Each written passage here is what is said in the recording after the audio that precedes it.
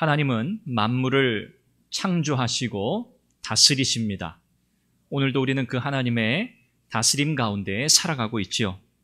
그래서 하나님 모르게 일어나는 일은 세상에 아무것도 없습니다.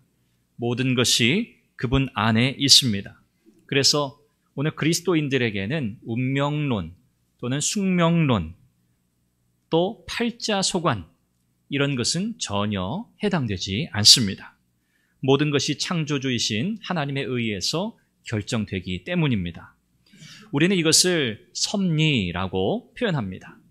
하나님이 섭리하신다라고 하는 이 말은 하나님께서 모든 이 세상의 일들, 모든 활동의 원인이 되시고 목적을 이루도록 인도하시고 또 모든 것과 지속적으로 관계하신다고 하는 내용을 담고 있습니다. 특별히 오늘 저와 여러분들의 인생, 우리의 삶과 관련해서 하나님은 그렇게 일하고 계십니다. 오늘 시편 기자는 우리가 읽은 시편 139편 1절에서 4절까지의 내용을 통해서 하나님의 그 전능하심과 하나님의 전지하심에 대해서 고백하고 있습니다. 이것이 바로 하나님의 섭리에 대한 고백이죠. 이처럼 하나님께서 그 시간의 주인이 되셔서 오늘 저와 여러분들의 인생을 다스리고 계신다라고 할 때 오늘 그러면 그분의 다스림을 받는 오늘 나의 삶, 나의 인생 우리는 어떻게 살아가야 할까?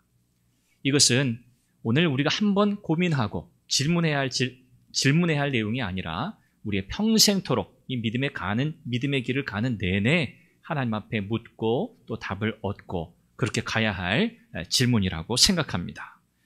오늘 우리의 모든 것을 아시는 하나님, 그 하나님 앞에서 우리는 우리의 인생, 우리의 삶을 어떤 자세와 태도로 살 것인가?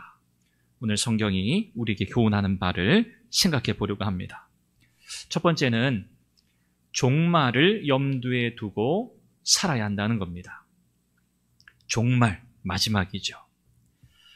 우리가 흔히 어떤 일이 잘 안 되면 어떤 표현을 하곤 하죠? 재수 없다, 운이 없었다 이렇게 표현하곤 합니다. 이게 성경적 표현이 아니죠.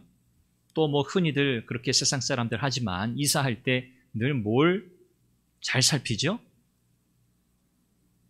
손 없는 날 이사해야 한다고 해서 그날은 막 이사가 몰리잖아요. 손 없는 날, 여러분 손 없는 날이 무슨 날입니까? 손님 없는 날은 아니고요. 손이라고 하는 것은 귀신이에요. 귀신의 이름이에요. 손이. 동서남북 사방팔방 다니면서 인간의 활동을 방해하는 악한 귀신을 가리켜서 손이라 그렇게 표현해요. 그러니까 이 날은 쉬나 봐요. 쉬는 것 같아요. 너무 이제 분주하게 사방팔방 다니다 보니까 뭐 피곤한지 뭐 어쩐지 고단한지 모르겠습니다만 하여튼 쉬는 날이에요. 그래서 이 날을 잡아서 이사를 해요. 뭐 그래야 잘 산다 뭐 이런 거죠. 사주팔자가 안 맞는다? 그래서 참 결혼 생활이 고달프다? 뭐 흔히들 사람들은 그런 생각합니다. 그러나 오늘 저와 여러분들에게는 전혀 해당되지 않는 말이에요. 이런 생각들이 혹시나 우리의 마음 가운데 이렇게 삐집고 들어오면 우리의 믿음의 순도가 떨어져요. 우리의 믿음의 순수함이 훼손되게 되어 있어요. 그러니 이런 여지를 여러분 전혀 남겨두시면 안 돼요. 이번에 운이 없었다, 재수가 없었다. 아니요, 그렇지 않습니다. 성경이 우리에게 말씀하고 가르치는 인생관, 우리의 삶을 바라보는 그 인생관은 그 성격이 종말론적입니다. 종말론적. 이 종말론적이라고 하는 건 무슨 뜻이죠? 시작이 있다는 거고요. 마지막이 있다는 것을 아는 거예요. 이것은 하나님의 창조로부터 시작되었습니다. 창세기 1장에 태초에 하나님이 천지를 창조하셨다라고 하는 그 말씀 속에서부터 이미 시간이 시작되었고 이 시간은 마지막 종말을 향해 가게 되어 있는 거예요. 그래서 이 태초라고 하는 이 시점은요, 끝이라고 하는 시간을 두고 하나님께서 만드셨어요. 그래서 시작이 있고 마지막이 있습니다. 그 사이를 오늘 저와 여러분들은 살아가고 있는 거죠. 이것이 성경이 말씀하고 있는 하나님의 시간에 대한 관점이에요. 하나님은 시간을 창조하셨고 그 시간의 마지막도 정하셨다. 그리고 그 사이를 우리는 인생이라는 이름으로 살아간다. 그러므로 저와 여러분들에게는 공통되게 무엇이 예정되어 있는 거예요? 종말이 예정되어 있어요. 마지막 순간이 저와 여러분들에게는 반드시 찾아옵니다. 성경은 이 사실을 염두에 두고 살라고 말씀하고 있어요. 창조주 하나님께서 오늘 우리를 존재하게 하셨고 또 살아가게 하시고 그분만이 우리의 시간을 결정할 수 있는 권한이 있으신 분이라고 하는 이 사실을 성경이 우리에게 분명히 가르칩니다. 그러니까 우리는 그 하나님의 시간을 벗어나서 살 수 없어요. 하나님이 정해놓으신 인간의 그 한계를 벗어나서 살아갈 수 없습니다. 그래서 성경은 우리에게 이런 유한한 삶을 사는 인생에게 선택할 것을 요구합니다. 창조주 하나님의 뜻대로 인생을 살 것인가 아니면 그 뜻에 반하여 살 것인가를 선택하라고 우리에게 요구합니다. 참 이 점이 놀라운 거거든요. 하나님은 창조주시기 때문에 무엇이든 그분 마음대로 다 하실 수 있어요. 오늘 저와 여러분들을 전혀 오류 없이 문제 없이 죄와는 상관이 없는 그런 기계적 존재로 하나님이 우리를 만드셨다면 죄, 타락 이런 건 당연히 없었겠죠. 그러나 인생은 인격적 존재가 되지 못했겠죠.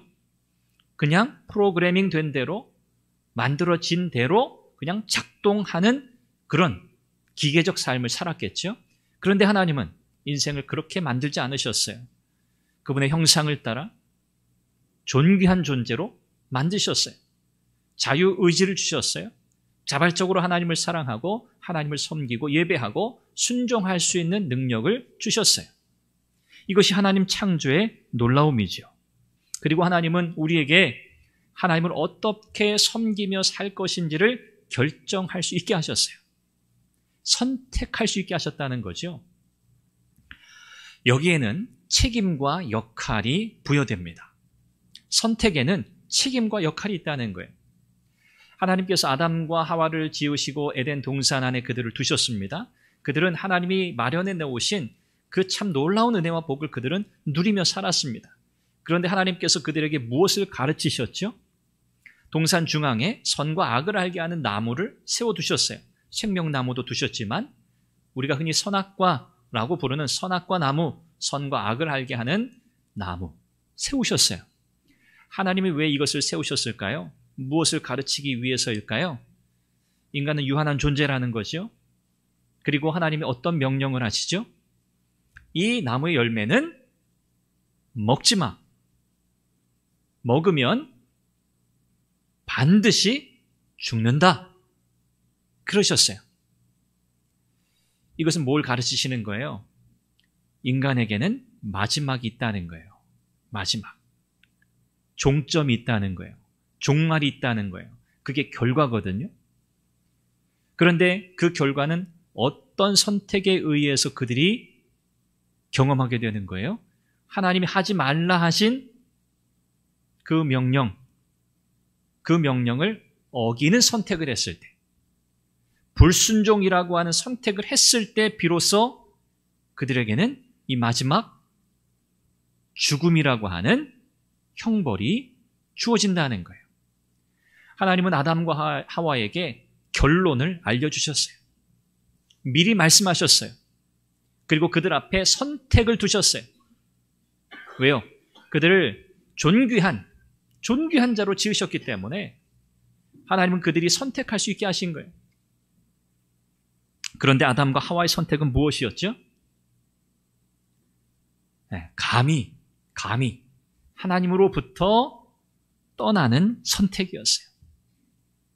이 선택은 성격상 죽느냐 사느냐가 걸린 선택이란 말이에요. 그렇죠? 선악과를 먹지 않으면 그들이 영원한 생명 그 복을 누리는 거고요. 선악과를 먹으면 그들은 영원한 죽음에 이르게 되는 거예요. 그러니 이 선택은 죽느냐 사느냐의 문제였어요. 인류에게 첫 번째 주어진 선택의 성격이 바로 그렇다는 거예요.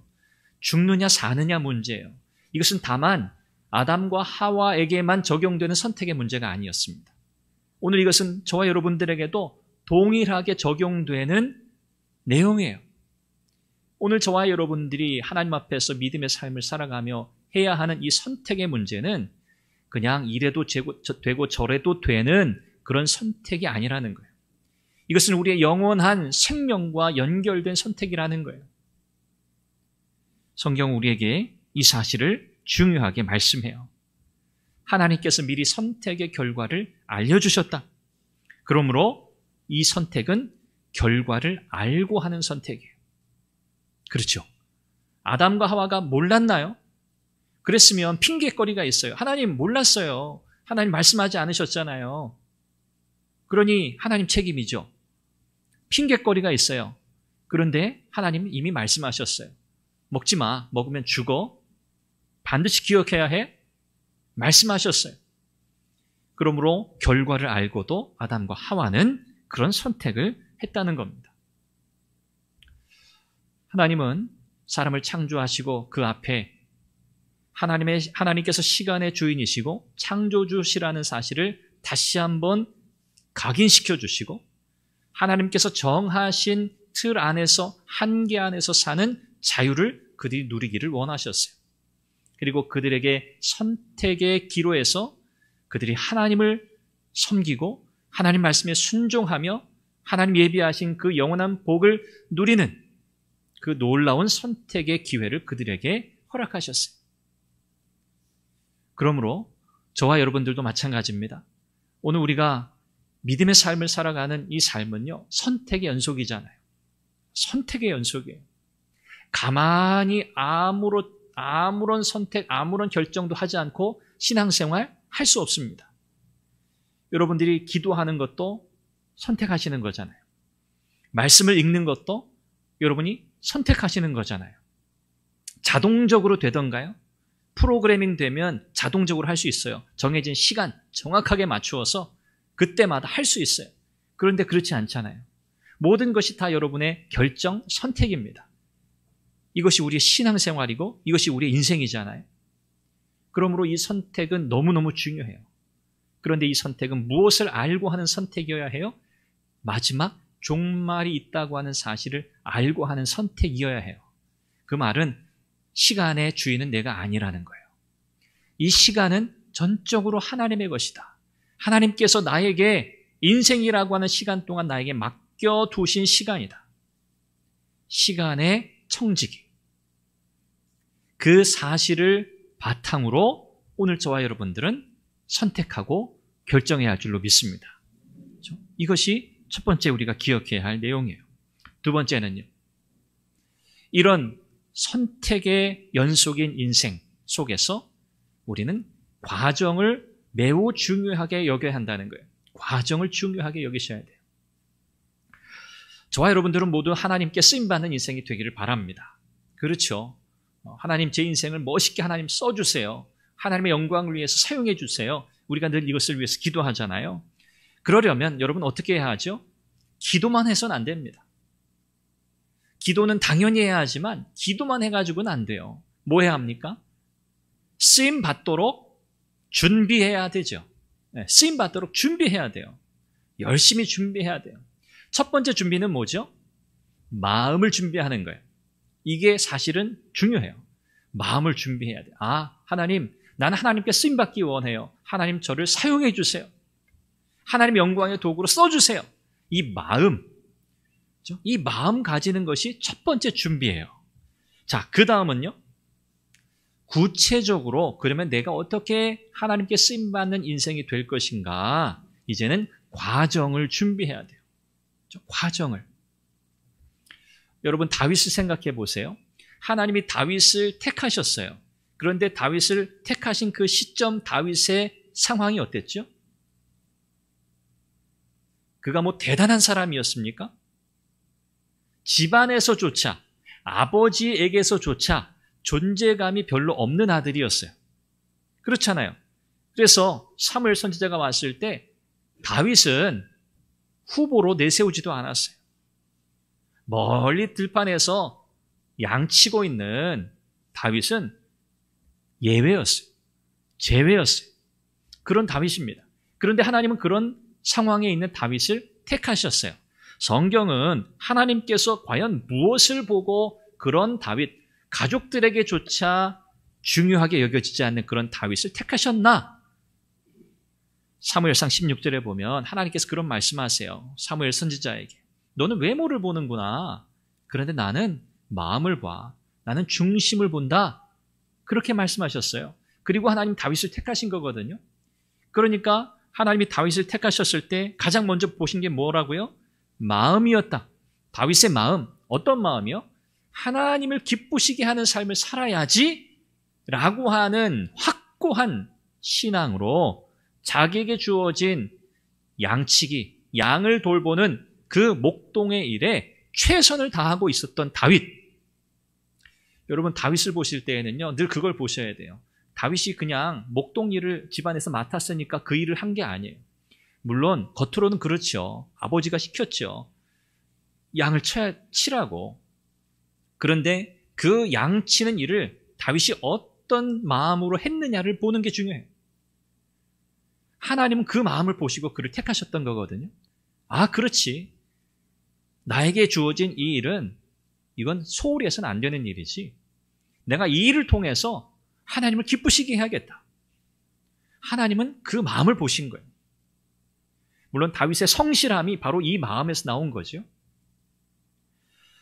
하나님께서는 이런 다윗을 택하셨어요.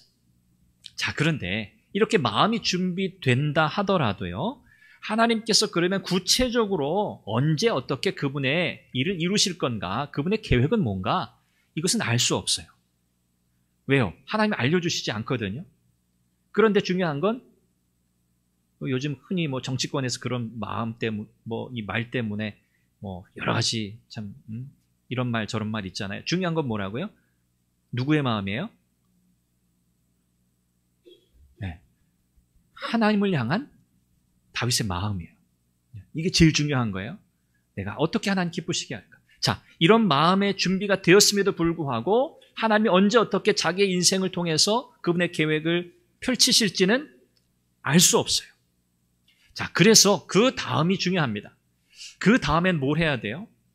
하나님의 계획이 드러나지 않기 때문에, 한마디로 하나님의 마스터 플랜이 알려지지 않기 때문에 이제는 매 순간 하나님을 전적으로 의지하고 순간순간의 인도하심에 순종하는 과정을 밟아야 돼요. 매 순간 하나님을 의지하고 매 순간순간의 하나님의 인도하심에 민감하게 반응하는 삶을 시작해야 한다는 거예요. 왜요? 말씀드린 것처럼 하나님 마스터 플랜을 보여주시지 않으세요. 완성된 그림을 보여주지 않으세요. 하나님은 어떤 방식으로 그분의 계획과 뜻을 알리세요? 조각조각. 이걸 우리는 순종의 과정이라고 표현합니다. 하나님은 순종의 과정을 통해서 퍼즐 하나, 조각 하나, 하나님의 계획의 한 일부분, 이런 것들을 보여주시는 거예요. 그래서 이 조각조각 마치 퍼즐을 맞추듯이, 그래서 우리가 흔히 그 고백하잖아요. 그때는 몰랐습니다. 제가 젊었을 때는 몰랐습니다. 제 인생이 이렇게 지나가고 제가 이렇게 나이가 들어서 지나온 시간들을 보니까 내가 계획하고 내가 생각해서 이 걸음을 온 게 아니었더군요. 이 모든 것들이 하나님의 계획 속에서 진행된 일이었어요. 지나오니 그때 이 일이 왜 있었는지, 이때는 왜 이런 사건들이 있었는지, 왜 하나님이 이런 사람을 만나게 하셨고, 왜 하나님이 이런 일들을 경험하게 하셨는지, 그럴 때마다 저는 그렇게 기도했죠. 하나님, 저는 지금 이 일이 어떻게 되는지 알지 못하지만, 그러나 하나님께서 이런 일들을 내게 허락하셨습니다. 이 모든 상황 속에는 하나님의 인도하심이 있다고 믿습니다. 하나님, 하나님의 뜻대로 인도해 주세요. 그렇게 기도하면서 온 거예요. 그러고 보니 이제는 그 순간순간 상황들이 모였다는 것을 깨닫는 거예요. 이게 하나님의 계획의 피스, 퍼즐, 조각이었구나. 그렇게 알게 되는 거죠. 이것이 하나님께서 그분의 일을 이루어 가시는 방식이에요. 그래서 여기서 중요한 게 뭐죠? 순종의 과정입니다. 순종의 과정. 순종의 과정은요, 하나님의 계획이 있다는 것을 전제하는 거예요. 그리고 하나님은 지금 나에게 가장 좋은 것으로 하나님 인도하고 계시다고 확신하는 거예요. 그래서 이건 뭐 하나님의 인도하심에 대한 확신은요, 모든 상황이 다 문제없이 좋고 편안하고 형통하다? 아니, 그거 아닙니다. 좋지 않을 수도 있습니다. 최악의 상황일 수도 있습니다. 그러나 무엇을 흔들리지 않고 붙드는 거예요? 하나님은 내게 가장 좋은 것을 주신다. 이 악하고 나쁘고 비참한 상황을 통해서도 하나님은 일하신다. 이걸 믿는 거예요. 이것이 순종의 과정입니다. 이 과정을 우리가 신실하게 하나하나 잘 걸어가면 비로소 우리는 우리 인생을 향한 하나님의 그 계획을 하나하나 깨닫게 되고 경험하게 되는 줄로 믿습니다. 그래서 우리는 뭐 해야 되는 거예요? 우리의 일상생활에 주의를 기울여야 하는 거죠. 왜? 하나님이 우리에게 그분의 퍼즐을 보여주시는 현장이 어디예요? 우리의 일상의 삶인 거예요. 하늘에서 뚝 떨어뜨려 주지 않으세요. 우리의 가정에서, 우리의 직장 일터에서, 우리가 만나는 사람들과의 관계 속에서, 교회 공동체 예배 가운데서, 셀 모임 가운데서 봉사하고 섬기고 헌신하는 그 과정 속에서 하나님이 우리에게 그분의 퍼즐을 보여주시거든요. 그렇기 때문에 우리의 모든 삶의 순간순간에 우리는 더욱더 주의를 기울여야 하는 겁니다. 이렇게 우리의 삶의 모든 상황과 모든 일들이 하나하나 조각 맞추어지듯 퍼즐 맞추어지듯 모일 때 이것이 결국 우리의 삶을 하나님께서 정하신 미래의 삶으로 우리를 인도해 간다고 하는 이 확신을 여러분들이 붙드시기를 바랍니다. 그래야만 우리는 매일의 삶을 소중하게 여기게 됩니다. 우리의 시간, 우리의 인생을 소중하게 여기게 돼요. 모세를 여러분 또 한번 생각해 보세요. 모세의 인생 참 파란만장하잖아요. 그가 40년 애굽의 왕자로 살았어요. 그리고 나머지 40년은요, 광야로 도망가서 이드로가 장인이 되잖아요. 이드로의 양떼를 치면서 또 40년을 보내요. 목자로 살아갑니다. 모세는요, 상상하지 못했을 거예요. 내가 이런 삶을 살게 되리라는 것을요. 그런데 그가 이스라엘 백성들을 이끌고 광야에 40년을 보냅니다. 그러면서 여러분, 모세는 어떤 생각을 했을까요? 자기의 인생을 돌아보면서 하나님께서 이 이스라엘 백성들을 이 광야 40여 년 세월 동안 내가 이들을 이끌어 오게 하시려고 하나님이 장인 이드로의 양떼를 40년 동안 치게 하셨던 거구나 라고 그제서야 모세는 깨달았을 거예요. 한마디로 40년은 하나님께서 모세를 준비하신 시간이었다는 거죠. 인생이 당하게 되는 어려움이라고 하는 것은 누가 피할 수 있겠습니까? 그야말로 그냥 당하는 거니까요. 내가 의도한 게 아니에요. 뜻한 게 아니에요. 교통사고도 그렇지 않습니까? 내가 사고 낼 수도 있지만 나는 가만히 서 있는데 뒤에 와서 갑자기 차가 들이받아서 사고 나는 경우도 꽤 많잖아요. 이런 일들이 얼마나 많습니까? 억울한 일도 많고요. 속는 일도 많습니다. 정말 이제는 내가 더 이상 살아갈 이유가 없다고 말할 만큼 인생의 비참함을 경험하는 분들도 꽤 많습니다. 이런 예는 참 많습니다만 제가 어떤 기사를 이렇게 보았는데 미국의 플로리다에 사는 한 남성이 살인 누명을 썼어요. 그래서 그때 나이가 18살이에요. 18살 나이에 살인 누명을 쓰고 이제 감옥에서 복역을 합니다. 옥살이를 합니다. 몇 년 옥살이를 했냐면 38년을 옥살이에요. 18살에 들어가서 59세에 출소를 하게 돼요. 그러니까 이 살인죄가 누명이었다는 것이 이제 판결되었기 때문에 나온 거죠. 그래서 이 사람이 소송합니다. 당시 자기에 대한 이 기사 또 자기에 대한 이 판결을 내렸던 이런 사람들에 대해서 소송을 해서 약 한화로 193억 정도, 1,400만 달러, 193억을 받았다라고 하는 그 기사 보도 몇 년 됐어요. 그 기사 보도를 본 적이 있어요.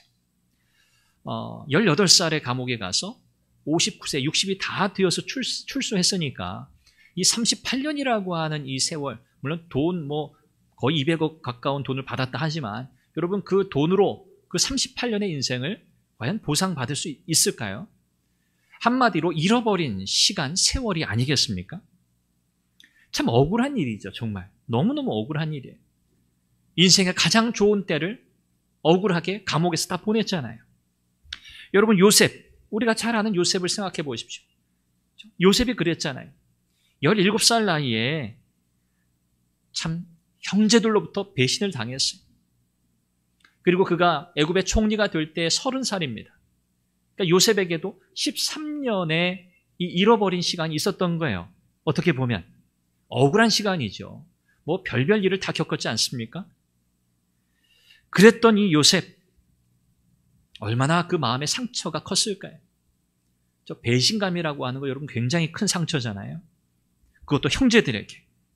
고향을 떠났어요. 가족을 떠났어요. 낯선 땅에 갔어요. 종살이를 해요. 억울한 누명을 썼어요. 감옥에 갔어요. 아무도 자기가 누구인지 알지 못해요. 자기를 돌아보는 사람도 없어요. 그랬던 이 요셉, 이런 요셉에게 대해서 성경은 놀라운 사실을 우리에게 가르쳐줍니다. 창세기 39장 내용을 보면요. 아무도 요셉을 찾지도 않고 기억하지도 않는 그런 상황에서 성경이 이렇게 말씀해요. 여호와께서 요셉과 함께 하셨다. 하나님께서 요셉과 함께 하셨다.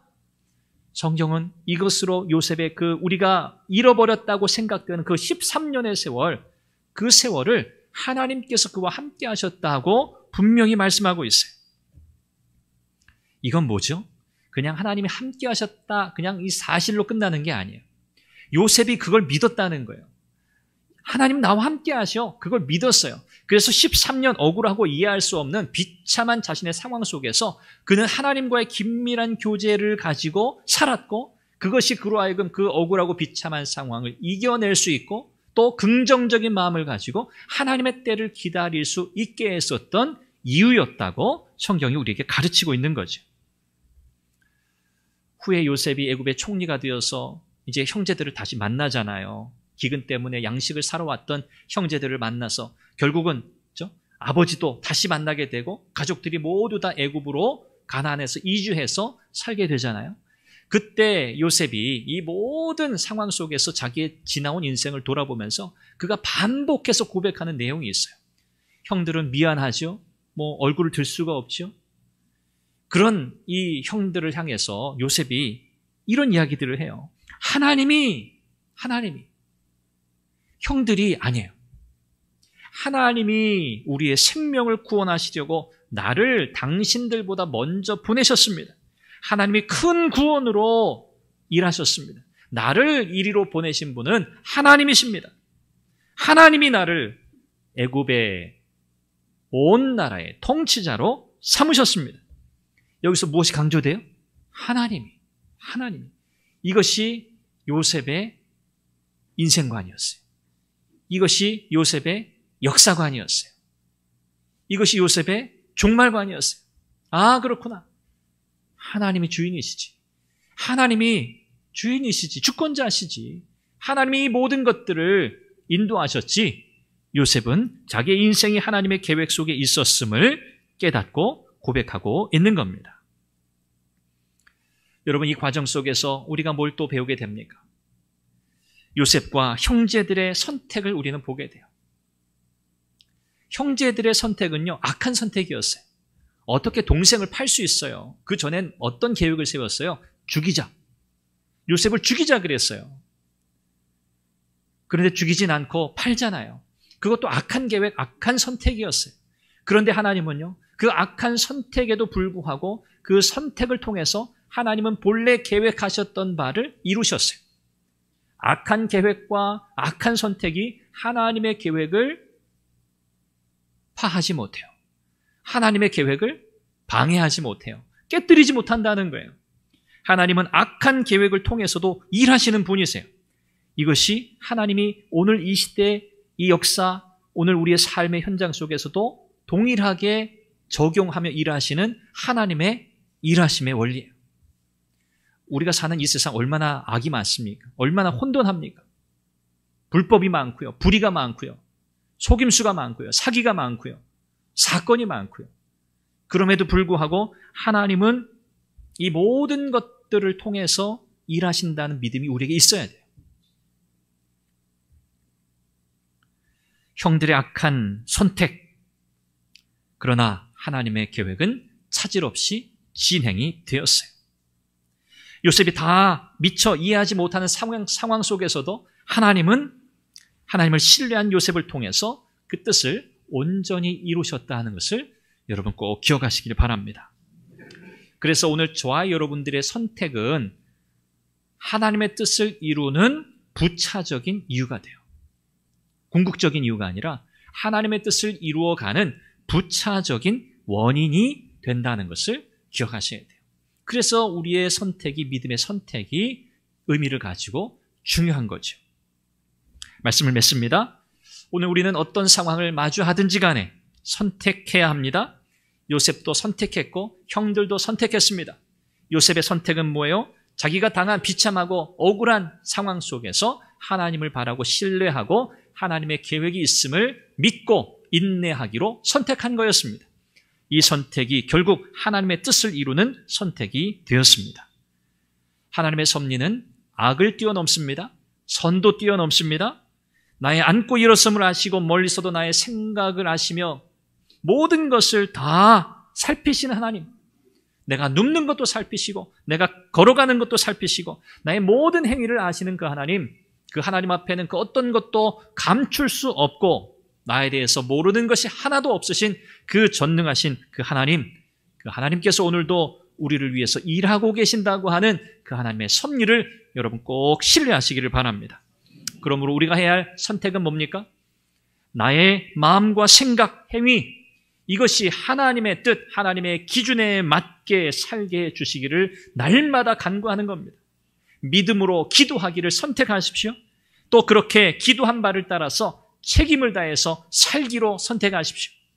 또 하나님의 말씀이 우리에게 요구하는 바를 적극적으로 순종할 것을 선택하시고 삶의 모든 순간순간을 귀중하게 여기고 최선을 다해서 하나님의 뜻을 이루어가기로 결단하고 살아가고 종말론적 관점, 내 인생의 마지막이 있다고 하는 이 사실을 기억하고 하나님의 뜻이 내 인생 가운데 온전히 이루어지기를 바라며 살아갈 때, 그렇구나. 하나님 살아계시는구나. 하나님 나를 통해서 영광받기를 원하시는구나. 하나님 지금도 나를 사용하시는구나 라고 하는 이 하나님의 섭리의 놀라움을 우리 모두가 경험하게 될 줄로 믿습니다. 기도하겠습니다. 우리 한 목소리로 기도하겠습니다. 하나님, 내 인생의 주권자이신 하나님께 나의 삶을 온전히 맡겨드립니다. 하나님의 뜻을 따라 살아가게 하옵소서. 내게 주신 인생, 내게 허락하신 때 인생의 마지막이 있음을 기억하고 하나님 최선을 다해서 살아가도록 도우시고 하나님의 말씀에 순종하는 삶을 통하여 하나님의 섭리가 오늘 내 인생, 내 삶을 통하여 이루어짐을 인하여 감사하고 기뻐하며 살아가게 하옵소서. 하나님의 영광의 도구로 쓰임받는 인생 되다가 하나님께 가는 복된 성도의 삶이 되게 하옵소서. 우리 함께 이 제목으로 기도하겠습니다. 자비하신 아버지 하나님, 은혜와 사랑을 감사합니다. 오늘도 하나님께서 우리의 삶을 복되게 하시려 하나님의 은혜 가운데서 우리를 인도해 가시는 줄 믿습니다. 세밀하게 인도해 가시는 하나님, 우리의 삶을 향해서 완벽한 계획을 가지고 하나님 조금도 흐트러짐 없이 우리 인생을 착오 없이 하나님 그분의 하나님의 계획과 하나님의 뜻 가운데 인도해 가시는 줄 믿습니다. 하나님 이 사실을 기억하고 하나님 우리에게 믿음의 선택이 있게 하여 주옵소서. 우리의 마음과 우리의 생각과 행위가 하나님의 기준에 맞게 살게 해주시기를 바라고 그렇게 책임을 다해서 살아갈 수 있도록 도와주시고 하나님의 말씀의 요구에 적극적으로 순종하며 우리의 삶의 순간순간을 중요하게 여기며 종말의 관점을 가지고 살아가게 하여 주옵소서. 우리 성도들의 모든 삶을 통해 하나님 영광 받으시기를 원합니다. 하나님 역사하여 주시옵소서. 창조주이신 하나님, 우리를 하나님의 영광의 도구로 사용하시고자 예수 그리스도 안에서 구속하시고 오늘도 우리에게 귀하고 복된 인생 삶을 살아가게 하시는 줄로 믿습니다. 우리를 구속하신 그 이유 분명하게 기억하고 하나님 영광의 도구로 쓰임받기 위해 최선을 다하여 살아가게 하여 주옵소서. 믿음으로 선택하며 살게 하옵소서. 우리의 마음, 우리의 생각, 우리의 행위가 하나님의 뜻에 맞게 하여 주시고 하나님 말씀의 요구에 맞게 살아가도록 도우시며 우리의 삶의 순간순간을 소중하게 여기고 종말의 신앙을 가지고 살아가게 될 때 하나님의 섭리가 성취되는 놀라운 은혜를 경험하게 하여 주옵소서. 예수님의 이름으로 기도합니다.